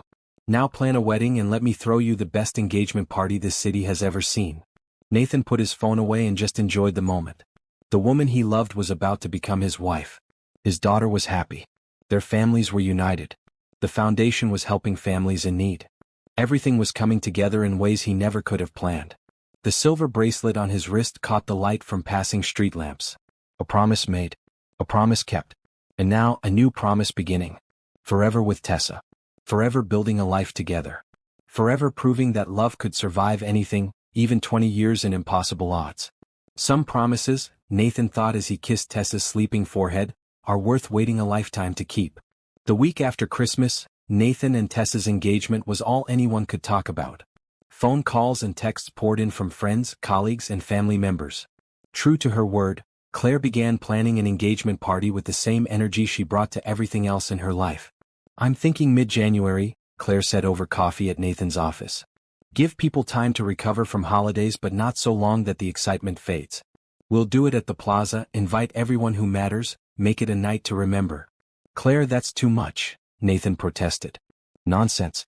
You're my brother and I set you up with your future wife. I get to celebrate." Tessa, who had joined them, laughed. "I think she's made up her mind, Nathan. We should just say yes." "Smart woman," Claire said approvingly. "This is why I like you, Tessa. You understand that resistance is futile." But it was what Claire said next that truly surprised them. "I need to confess something," she said, her expression growing serious. "I didn't accidentally set you two up. I found Tessa deliberately." Nathan set down his coffee. "What do you mean?" "After Jennifer died, I watched you struggle for 3 years. You were functioning, being a good dad to Ella, running the company. But you weren't living. You were just surviving. So I started thinking about that story you told me once about the girl in the hospital who made you believe in fighting for what matters." "Tessa," Nathan said softly. "Exactly. I remembered you said her name was Tessa Williams, that she had leukemia at St. Mary's Hospital. So I started digging. I checked with hospital records, worked my board connections, searched social media. It took me 6 months, but I found her. Working at Children's Mercy under her same name, just moved back to the city. I engineered getting on the hospital board where she worked, became her friend over time, never told her about you." "Claire." Tessa's voice was awed. "You did all that?" "I did. And I'm not sorry. You two were meant to be together. 20 years apart didn't change that. Someone just needed to push fate along." Nathan was quiet for a long moment. Then he got up and hugged his sister. "Thank you. For never giving up on me. For finding her." "That's what family does," Claire said, her voice thick with emotion. "Now stop making me cry and help me plan this party." The engagement party took over Nathan's life for the next few weeks. While Claire handled logistics, Nathan and Tessa focused on the guest list. Combining their worlds meant bringing together tech billionaires and nurses, society people, and Tessa's working-class family. It could have been awkward, but somehow it wasn't. "People are people," Tessa said when Nathan worried about the mix. "Your friends are nice. My family is welcoming. It'll be fine." She was right. The night of the party, the plaza ballroom filled with an eclectic mix of guests who all had one thing in common. They loved Nathan and Tessa. Warren gave a toast that had everyone laughing and crying. "I've known Nathan for 10 years. Built a company with him. Watched him fall in love, get married, become a father, and survive the worst loss imaginable. I thought I'd never see him truly happy again." Then Tessa walked back into his life, and it was like watching someone wake up from a long sleep. To Nathan and Tessa, may your love continue to prove that some promises are forever. Rita Williams spoke next, her voice shaking with emotion. "My daughter is my hero. She fought cancer and won. She dedicated her life to helping others. And she never stopped believing that the boy who kept her company on the hardest days of her life would come back. Now they're here together, building a future. It's proof that miracles happen." But it was Ella's speech that made everyone reach for tissues. "I'm 10 years old," Ella began, standing on a chair so everyone could see her. "And I've had 2 moms. My first mom died when I was 7. I missed her so much it hurt. I thought I'd never have a mom again. Then Tessa came. She didn't try to replace my first mom. She just loved me and my dad so much that she made room in our family for happiness again. Tessa teaches me to paint and comes to my soccer games and tells me I'm smart even when I fail tests. She makes my dad smile. And now she's going to be my stepmom for real. I'm the luckiest kid because I get to have 2 moms who love me. Thank you, Tessa, for saying yes to my dad and yes to being my family." There wasn't a dry eye in the room. Tessa climbed onto the chair with Ella and hugged her tightly while people applauded. Later in the evening, as Nathan and Tessa danced to their favorite song, he whispered, "This is perfect. Everyone we love in one room, celebrating us. It really is. Your world and my world becoming our world." "Speaking of which," Nathan said, "have you thought about where we'll live after the wedding? My penthouse, your apartment, or somewhere new?" Tessa was quiet for a moment. "I love my apartment, but it's tiny. And your penthouse is beautiful, but it's yours and Jennifer's. What if we found somewhere that's just ours? Somewhere we choose together. I love that idea. A fresh start for our family. With space for a studio where Ella and I can paint, Tessa added. And a home office for late-night foundation work, Nathan continued. And a big kitchen because I actually like cooking, unlike you. Hey, I make excellent toast. They laughed together, already building their future home in their minds. Across the room, Nathan's parents were talking with Tessa's parents. Robert and Thomas were deep in conversation about fishing, while Helen and Rita were looking at pictures on their phones, probably of grandchildren. Our families are getting along, Tessa observed. Of course they are. We raised good people. The evening continued with dancing, stories, and laughter. Nathan's business associates mingled with Tessa's nursing colleagues. Ella played with Claire's kids while Mrs. Chen watched over them all like a benevolent grandmother. Warren approached Nathan during a quiet moment. Can we talk business for just a second? At my engagement party? Nathan teased. It's important. The board wants to expand the Second Chance Foundation beyond the pilot program. They're proposing a $20 million budget for next year. $20 million, Nathan. We could help hundreds of families. Nathan felt his heart race. That's incredible. Tessa will be thrilled. There's more. They want to name it after her. The Tessa Williams Second Chance Foundation. Recognition for everything she's survived and everything she's building to help others. Warren, that's huge. But we should ask her first. They found Tessa talking with some nurses from her hospital. When Warren explained the proposal, she looked stunned. My name on the foundation? I don't need that. The work is what matters. But your story will inspire people to donate, Warren explained. Families will see that you survived and dedicated your life to helping others. It puts a face to the cause, makes it personal. Tessa looked at Nathan, uncertainty in her eyes. He took her hand. It's your choice, he said. But I think Warren's right. Your story is powerful. If sharing it helps more families, isn't that worth it? Okay, Tessa said slowly. Yes, if it helps, I'll do it. But I want to be involved in every decision. I want to make sure we're helping the right way. Absolutely, Warren agreed. You and Nathan will lead this together. The announcement of the foundation expansion was made before the party ended. People applauded, many reaching for their phones to make immediate donations. By the end of the night, they'd raised an additional $3 million just from guests who wanted to contribute. We're going to change lives, Tessa said as they rode home in the car, Ella asleep between them. Really truly change lives. We already are. Timothy's family is thriving. The other 4 pilot families are reporting less stress, better outcomes. This expansion means we can do that for hundreds more. When they arrived home, Nathan carried Ella to her room while Tessa waited in the living room. After tucking his daughter in, he found Tessa standing by the window looking out at the city. Everything okay? He asked, wrapping his arms around her from behind. More than okay.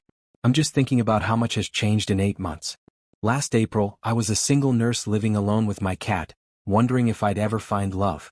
Now I'm engaged to the love of my life, helping run a foundation that will save families from the nightmare mine went through, and about to become a stepmom to an incredible kid. It's overwhelming in the best way. We're building something beautiful, Nathan agreed.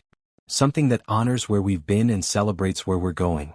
They stood together in comfortable silence, watching the city lights twinkle below.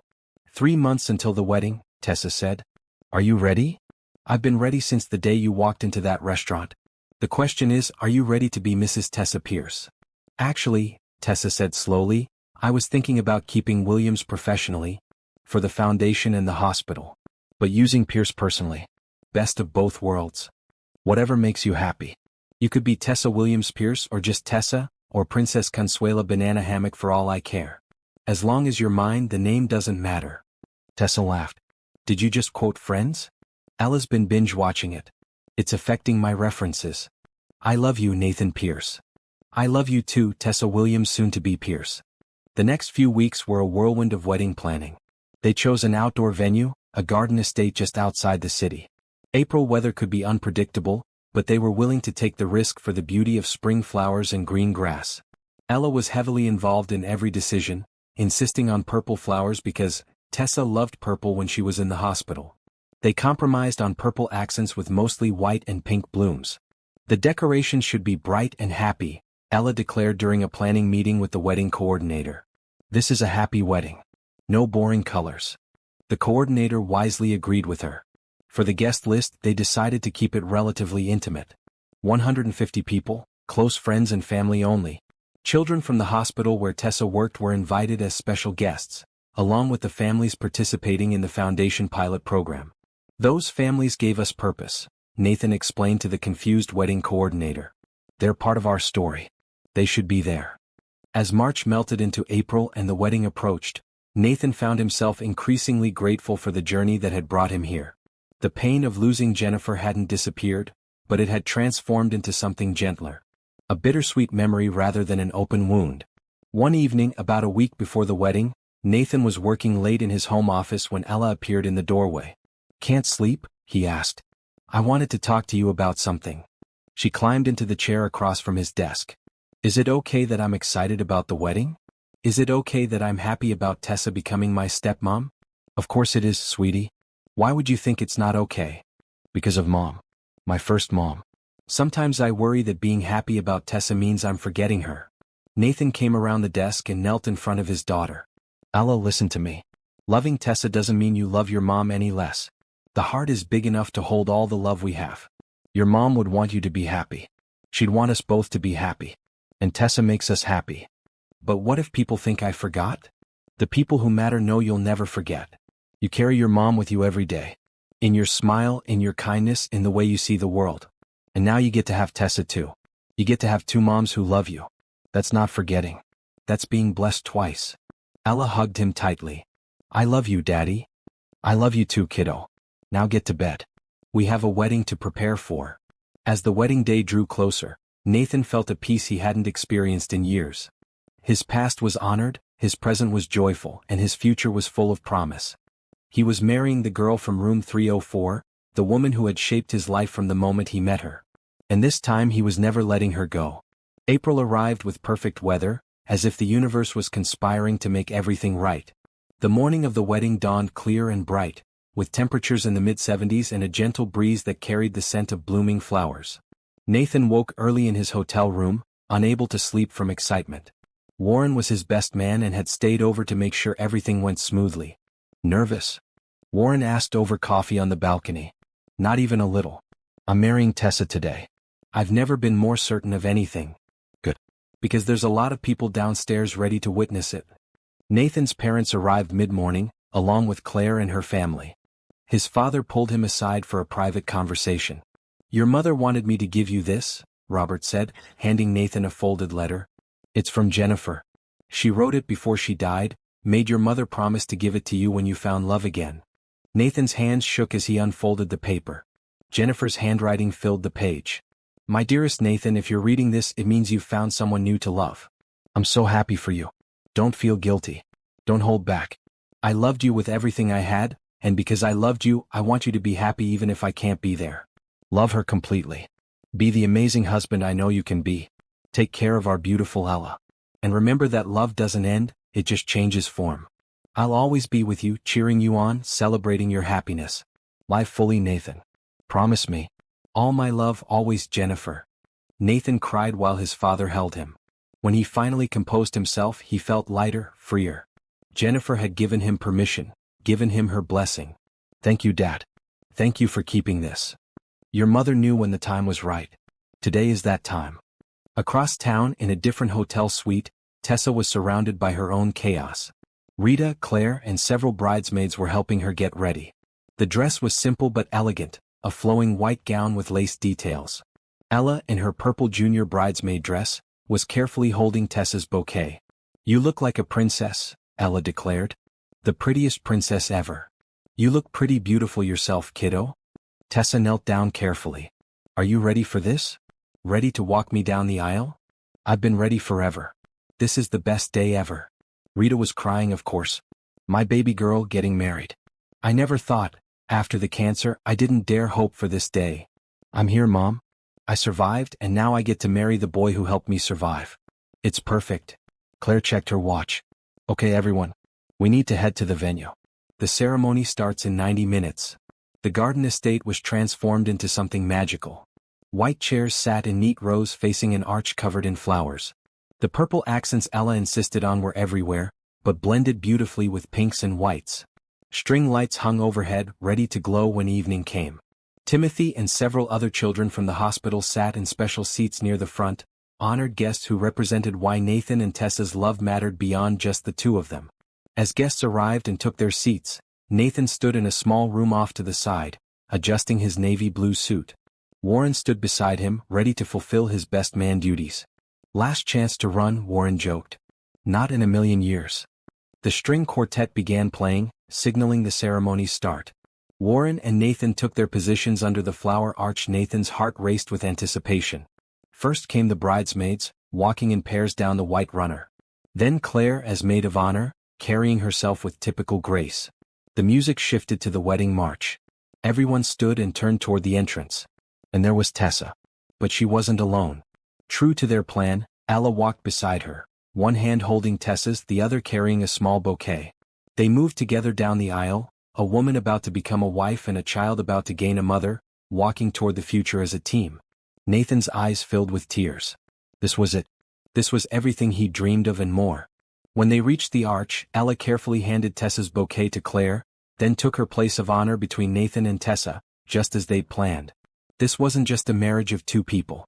It was the creation of a family. The officiant, a friend of Tessa's from nursing school, smiled at the gathered crowd.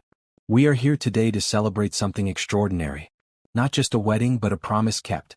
20 years ago, a 14-year-old boy made a promise to a 12-year-old girl fighting for her life. He promised to find her again when they were grown. Today we witnessed that promise fulfilled. Nathan and Tessa, you've already proven that love can survive time and distance. Now you're promising to build a life together, to face whatever comes as partners, as husband and wife." Nathan and Tessa had written their own vows. Nathan went first, his voice strong despite his emotion. "Tessa, I was 14 years old when I met you and you changed my life. You taught me what courage looks like. You showed me that hope is a choice we make every day. I promised to find you, and the universe, with my sister's help, brought us back together. Today I make new promises. I promise to love you fiercely and gently. I promise to be your partner in building our foundation and our family. I promise to honor your past while building our future. I promise to be the husband worthy of your love. And I promise that this bracelet," he held up his wrist, showing the silver bracelet he'd worn for 20 years, "will stay on my wrist forever as a reminder that some promises are worth keeping for a lifetime." Tessa was crying openly now. She took a breath and began her vows. "Nathan, you were the boy who showed up every Saturday when you didn't have to. You read to me, made me laugh, and gave me a reason to keep fighting. You've been in my heart for 20 years, even when I didn't know where you were. Today I promise to love you with everything I am. I promise to be a partner to you and a mother to Ella. I promise to honor Jennifer's memory and the love you shared, while building something new with you. I promise to work beside you helping families who are fighting the battles we fought. And I promise that no matter what comes, we'll face it together. Because together we can survive anything." The officiant smiled. "Nathan, do you take Tessa to be your lawfully wedded wife, to have and to hold from this day forward?" "I do. Absolutely I do."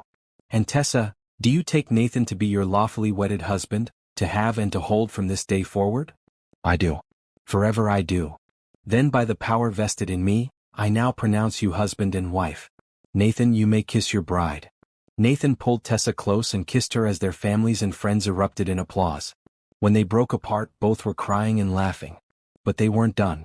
Nathan and Tessa both turned to Ella, and together they said, "And we promise to love you, Ella, as our daughter, forever and always." Ella threw her arms around both of them, and the three stood together under the flower arch, a family complete. The officiant raised his voice over the applause. "Ladies and gentlemen, I present to you Mr. Nathan Pierce, Mrs. Tessa Pierce, and their daughter Ella." The reception that followed was everything a celebration should be. Dancing, speeches, laughter, and joy that filled the garden as day turned to evening and the string lights began to glow. Warren's toast was funny and heartfelt. "I've watched Nathan build an empire. But his greatest achievement isn't measured in dollars or stock prices. It's measured in love. The love of his daughter, the love he found again with Tessa, and the love they're spreading through their foundation. To the Pierce family, may your love continue to change lives." Rita's speech made everyone cry again. "My daughter is my hero. Today she married her hero.